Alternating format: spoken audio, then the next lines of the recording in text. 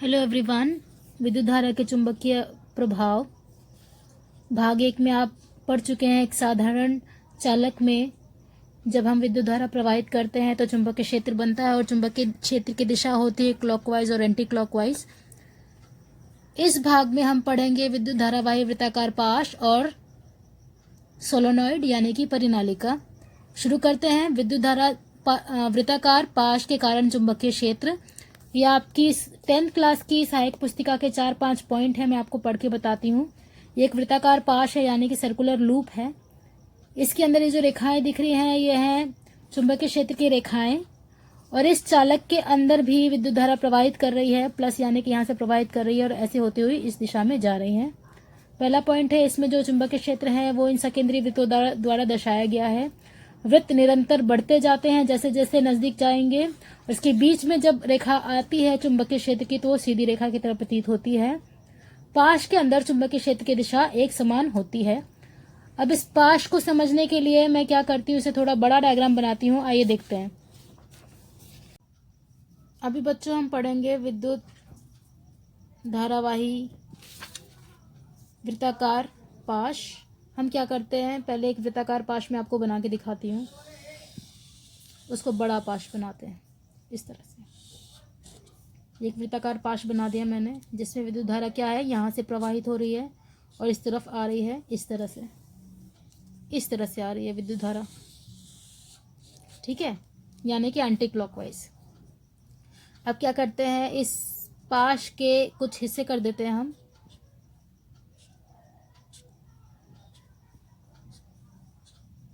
अब हम ये वाला हिस्सा देखते हैं।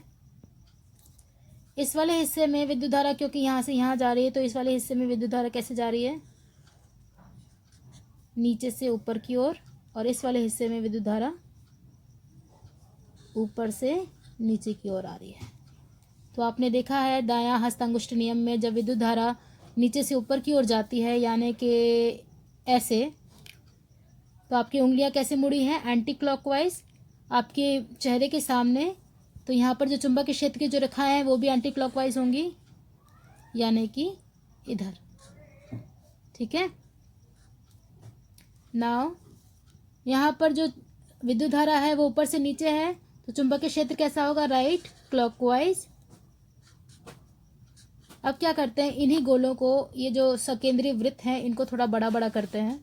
बड़ा करेंगे तो ज़्यादा बड़ा हो जाएगा, इसलिए हम इसको आधा ही बनाते हैं।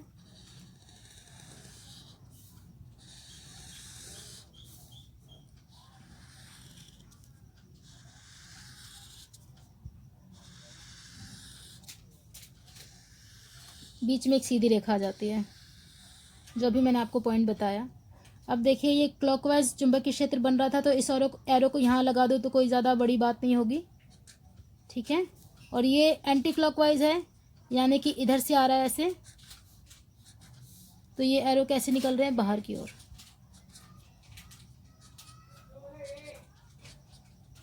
आप यहाँ पर ध्यान से देखिए, ये जो एंटी क्लॉकवाइज जो चुंबकीय क्षेत्र बन रहा है ये यहाँ से बाहर निकल रहा है और इधर विलीन हो रहा है, यानी कि आपने पढ़ा है छड़ चुंबक के अंदर जो चुंबकीय क्षेत्र होता है वो नॉर्थ से निकल के साउथ में विलीन हो जाता है। तो हम क्या कहेंगे, इस वाले इस दिशा को कहेंगे नॉर्थ और इसको क्या कहेंगे, साउथ। ठीक यहाँ पर यहाँ से चुंबकीय क्षेत्र की रेखा निकल रही है और यहाँ विलीन हो रही है तो इसे क्या कहेंगे, नॉर्थ, इसे कहेंगे साउथ। पाश में ध्यान से देखिए, अंदर की ओर जो दिशा है वो नॉर्थ नॉर्थ है, बाहर की ओर क्या है, दिशा साउथ है। अब इसे हम, क्योंकि आप यहाँ पर इसे हम कहेंगे उत्तरी ध्रुवीय पाश। इसको आसानी से समझने के लिए हम देखते हैं, या ये जो मैंने एरो बनाया है जो कि विद्युत धारा की दिशा को दर्शा रहा है एंटी क्लॉकवाइज, अगर मैं इसमें बड़ा सा एन बना दूं और ये तीर यहाँ पर लगा दूं, एन मतलब क्या, नॉर्थ, नॉर्थ मतलब क्या, उत्तर। अर्थात जब किसी पाश के अंदर विद्युत धारा इस तरह से प्रवाहित हो रही है तो उसके अंदर जो चुंबकीय क्षेत्र की दिशा होगी वो उत्तरी ध्रुवीय पाश कहलाएगी। ठीक है, वो पाश ही कहलाएगा, उत्तरी ध्रुवीय पाश। और उसके अंदर जो दिशा होगी चुंबकीय क्षेत्र की वो नॉर्थ होगी, यानी कि उत्तरी होगी, और उसके बाहर साउथ होगा। और उसके जो तीर हैं, तीर के निशान, जो रेखाएं होंगी वो इस तरीके से बाहर जाती हुई प्रतीत होंगी। इसके बाद अगर इसको हम विद्युत धारा की दिशा को उल्टा कर देते हैं, अब हम विद्युत धारा की दिशा को यहाँ से भेज रहे हैं और यहाँ से ये बाहर आ रही है घूमती हुई। और फिर से इसको ब्रेक करते हैं इस पाश को, तो हम पूरा ब्रेक ना करके यहाँ का एक छोटा सा हिस्सा ले लेते हैं।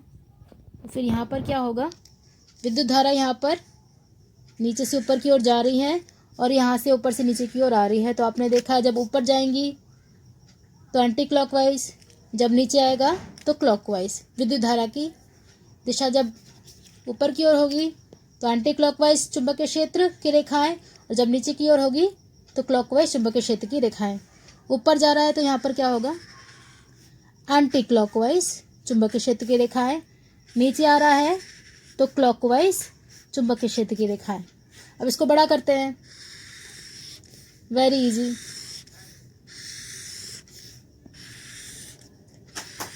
इन सकेंद्रीय वृत्तों को बड़ा कर देंगे हम, और जो तीर के निशान है इनको यहाँ बना देते हैं हम, ये वाले। ध्यान से देखिए,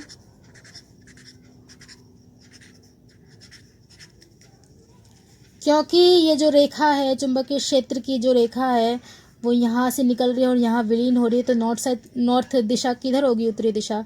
यस यू आर राइट, ये यहाँ होगा, और विलीन यहाँ हो रही तो इसे एस यानी कि साउथ बोलेंगे। सेम हियर, यहाँ से निकलती हुई यहाँ विलीन हो रही तो इसे साउथ बोलेंगे, और यहाँ से शुरू है तो इसे नॉर्थ बोलेंगे।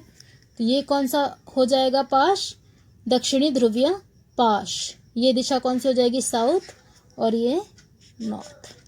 इसे कहेंगे दक्षिणी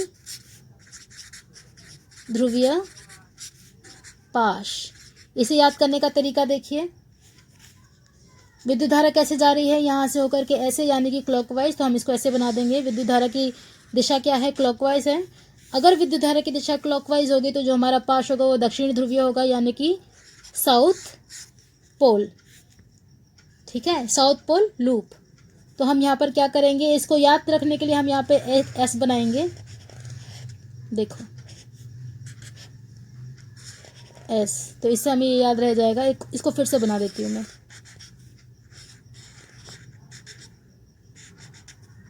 ठीक है, तो जब विद्युत धारा की दिशा क्लॉकवाइज होगी तो जो पाश होगा वो दक्षिणी ध्रुवीय होगा, और अगर विद्युत धारा की दिशा एंटी क्लॉकवाइज होगी तो पाश क्या होगा, उत्तरी ध्रुवीय। नेक्स्ट इज परिनालिका यानी कि सोलेनॉइड। हम इसका चित्र बनाते हैं।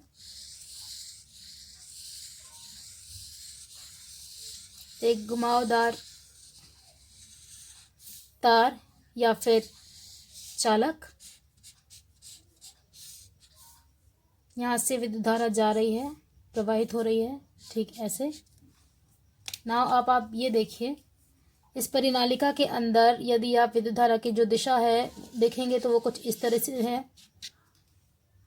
ठीक है, इससे देखिए, ठीक है।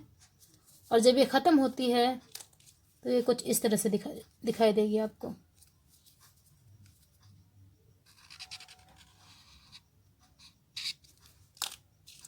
आपने पहले पढ़ा कि जब विद्युत धारा की दिशा होती है वो क्लॉकवाइज यानी कि दक्षिणावर्त होती है, जैसे कि यहाँ पर है। और विद्युत धारा की दिशा जब वामावर्त होगी, जैसे कि यहाँ पर है, जो चुंबकीय क्षेत्र का ध्रुव होगा वो कौन सा होगा, यहाँ पर वो होगा दक्षिणी ध्रुव। और जब एंटी क्लॉकवाइज यानी कि वामाव्रत होगी विद्युत धारा की दिशा तो वो हो जाएगा नॉर्थ यानी कि उत्तरी ध्रुव। तो इसे हम क्या कहेंगे, दक्षिणी ध्रुव, और ये क्या हो जाएगा, उत्तरी ध्रुव। साधारण छड़ चुंबक के अंदर विद्युत धारा की दिशा हमेशा उत्तर से दक्षिण की ओर जाती है।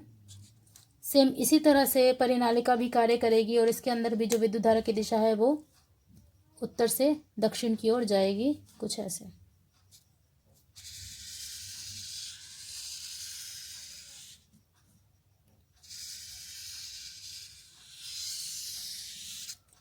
डायग्राम थोड़ा अच्छा नहीं बन रहा है, लेकिन आप समझ जाएंगे।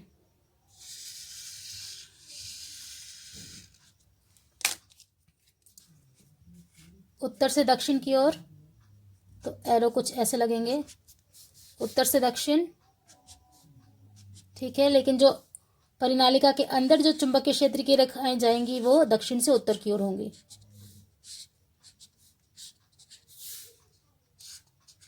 कुछ ऐसे बाहर निकलती हुई। आपकी साइंस की जो सहायक पुस्तिका हिंदी की, उसमें थोड़ा गलत दे रखा है, तो आप उसको करेक्ट कर लेना, ठीक है। ये हो जाएगा हमारा साउथ, ये हो जाएगा नॉर्थ, और ये कार्य करेगा एक छड़ चुंबक की तरह हमारा परिनालिका। और इसमें भी जो चुंबकीय क्षेत्र की रेखाएं हैं वो उत्तर से दक्षिण की ओर जाती हुई प्रतीत होंगी, जैसे कि आप यहाँ पर देख पाते हैं। इसके बाद हमारे विद्युत धारा के चुंबकीय प्रभाव के 2 टॉपिक भाग 2 में पूरे हो चुके हैं। आगे आएगा आपका चुंबकीय क्षेत्र द्वारा विद्युत धारा का उत्पन्न होना। आशा है कि आपको ये वीडियो पसंद आया होगा। इसके बाद की वीडियो के लिए आपको ज़्यादा इंतज़ार नहीं करना पड़ेगा। वीडियो को देखें, लाइक करें और शेयर भी करें। Thank you.